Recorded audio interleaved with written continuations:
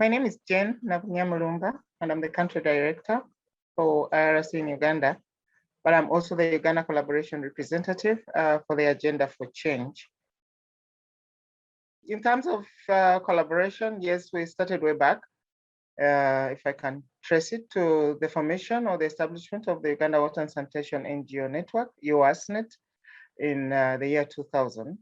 And that's the time when government recommended that for every government sector committee working on the Poverty Eradication Action Plan, we should also have civil society and private sector committees as parallel committees. So at that time, we had the local government committee, but we didn't have anything on water, sanitation, and hygiene.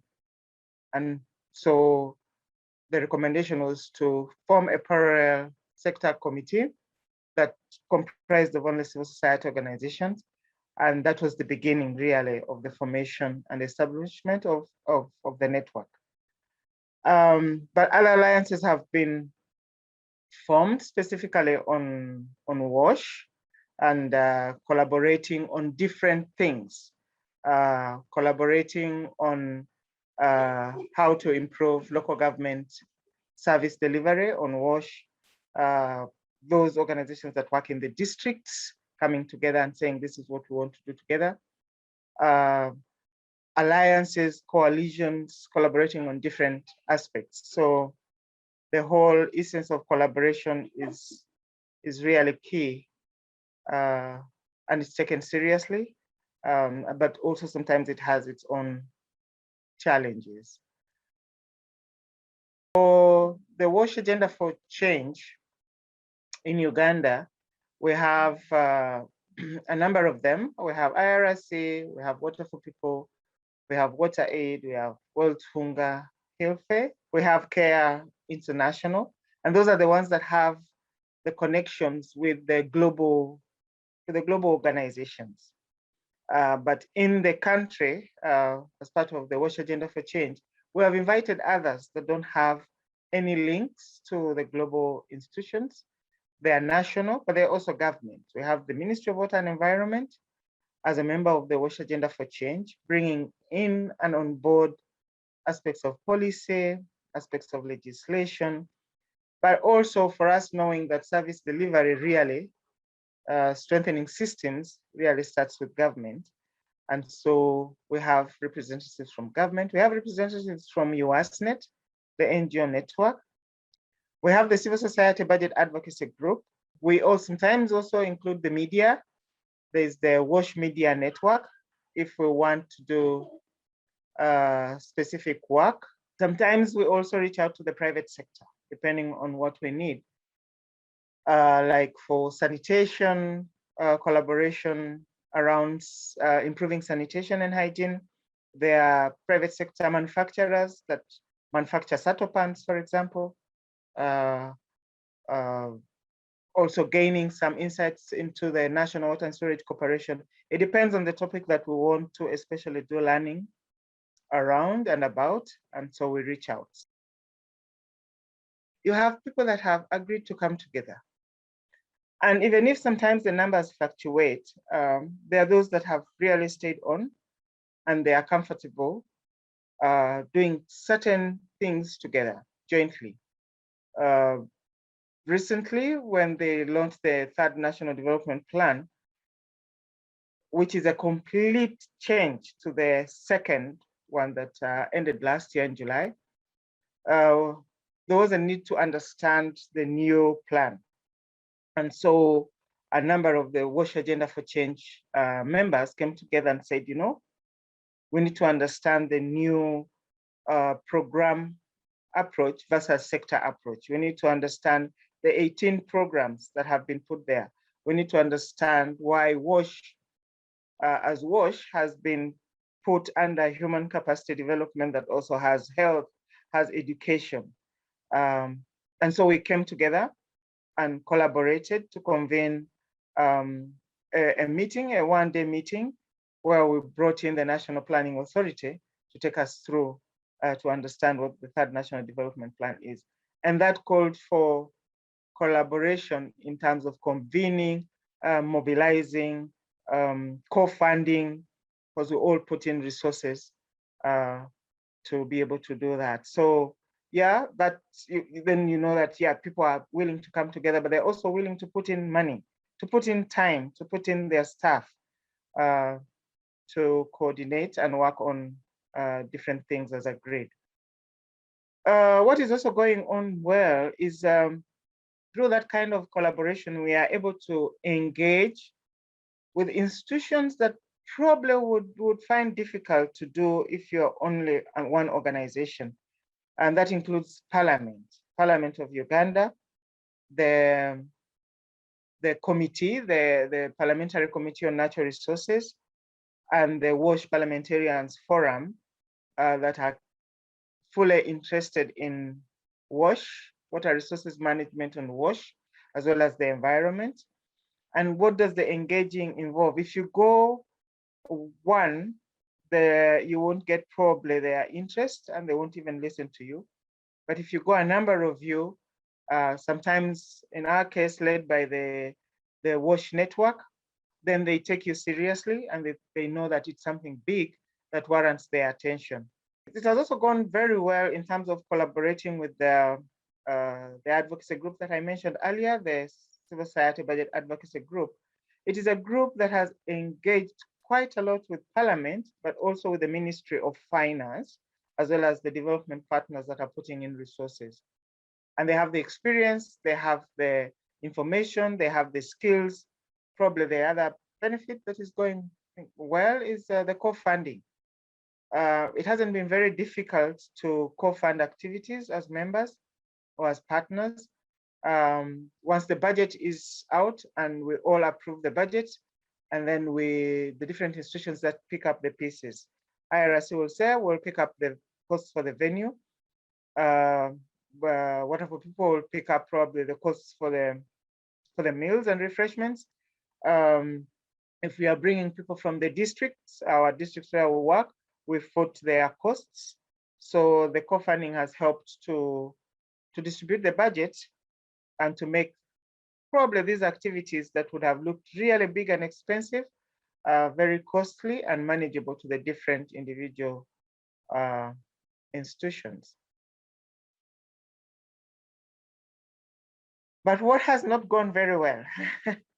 Collaboration, especially for organizations, individual organizations, bringing them together can be quite a challenge. And from experience, especially from IRC, being the hub for the WASH Agenda for Change, sometimes there are inadequacies in communication, where the hub lead, you communicate, you never get any response, no acknowledgements of emails. And so it becomes very difficult to know what people are thinking or whether they are in agreement. And so communication is key, but sometimes it's, especially with the last experience, it has been a little bit inadequate. And I hope that going forward, it will improve. Another sticky point relates to the identities of the different partners that are involved.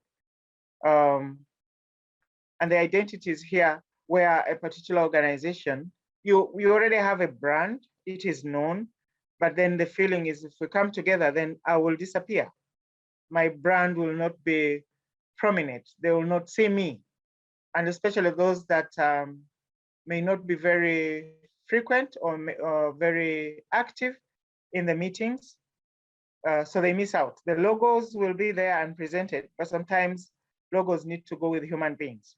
Then the other sticky point also comes with the distribution of roles, responsibilities, and functions, where members can feel, oops, since IRC is the lead, or since X is the lead, then we don't have to do anything. But you can be the lead, but there should be roles and responsibilities that should be picked up by the other partners, so that not everything is left to the person who is leading the hub, or people just sit and wait and there's no proactivism on what a particular institution or organization can do. So sometimes people are either not sure of their roles and responsibilities as members of the alliance, the WASH Agenda for Change, for example, or they just have that feeling that, oh, the lead will take the lead anyway and will do everything.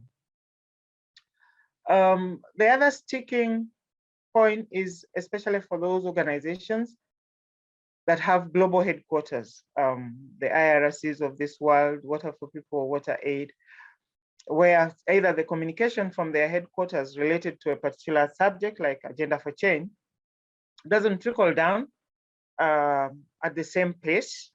Sometimes that also causes some difficulty when you call somebody and the person says, no, I've not received the message from headquarters, but then you know the message was relayed probably 2 days ago or 3 days ago. So that also interferes with all the processes. And then sometimes also related to that, the level and extent of enthusiasm at the country level compared to the level and extent of enthusiasm at the global level. And probably the last sticky issue still relates to the funds, money. There are activities that we want to do jointly as Agenda for Change. But from which budgets? I think resource mobilization and acquisition is something that needs to be looked into going forward to ensure that all the partners are involved. And probably the other sticky point that comes with branding is also competition. You can't rule out competition. You can't rule out the fact that different members in the arrangement want to shine. They want to be out there, to be seen, to be known. And so there's some level of competition, and also competition in funds. You're going to the same partner, you're going to the same funder probably to raise money for activities for Agenda for Change, but it could be a development partner who is already supporting one of the organizations. And sometimes the feeling is that, no, don't go where we are getting our money, but also not willing to participate in looking out for the money. I think for me, the first thing is to, one, make sure that everybody's on the same page. Whether you're getting inputs from your global headquarters or you're getting inputs from the national level, are you all on the same page? Are you speaking the same language? Do you believe in the same goals? Have you participated actively in agreeing on the goals and the objectives for your coming together? Do we all understand the same things the same way? I think for me that is very, very important. And particularly coming together to generate and agree on those goals, to agree on the objectives, and to agree on the activities that you want to do together. That for me is the starting point. The rest then can fall in place. The communication, improving on communication, ensuring that it is consistent and open, that the sharing is being done and is being acknowledged, that the activities that you want to do together, as for example, WASH Agenda for Change, appear in the IRC work plan, in the Water Aid work plan, in the Water for People work plan, in the Voltunga Hilfe work plan at the same time. And then if there are resources that have come into the organization, that have come into the partnership, and they are either being managed by the hub, like in the case of IRC, the transparency has to be there. Then probably another thing I could recommend going forward is encouraging open feedback, ensuring that as a hub, it's not only Jane who is speaking all the time, but everybody's given the opportunity to speak. Everybody's given the opportunity to make suggestions. Everybody is given the opportunity to lead. So I think then the onus is on ensuring that a culture, our sense of togetherness, a sense of working together is cultivated. But all these things need to be discussed and members encouraged to come on board.